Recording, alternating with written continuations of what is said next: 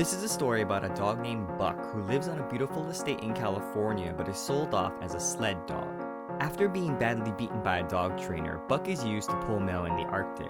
Although the work is tough, he learns quickly and soon takes over the sled team by killing the previous leader. The dog team is sold off to different sled drivers and nearly worked to death. They are in need of rest, but because of mismanagement, the strength of the dogs gets drained out of them until they are killed off one by one.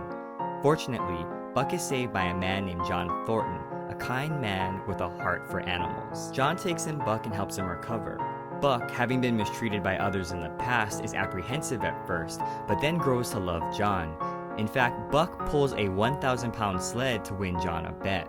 John takes Buck and the rest of his dogs into the back country, searching for a mythical lost cabin.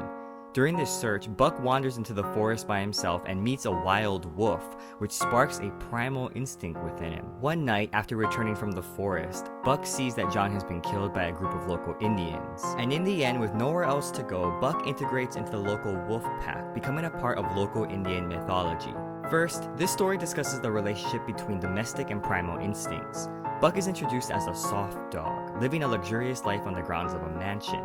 But when he is taken and placed in the wild with other dogs, something within him changes, yet these changes are not foreign to him. It's like these instincts are already part of him, just unearthed.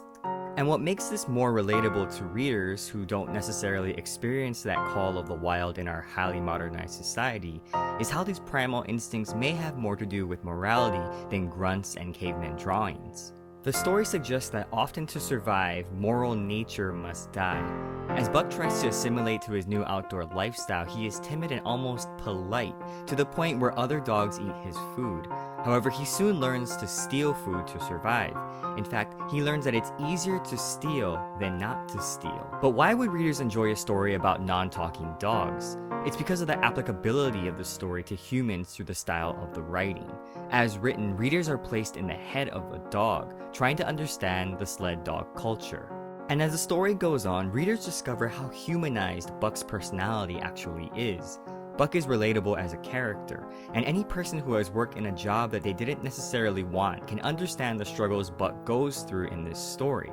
It's a frustration derived by helplessness, anger, and fear, all human emotions, yet felt by a dog and projected to a level of relatability.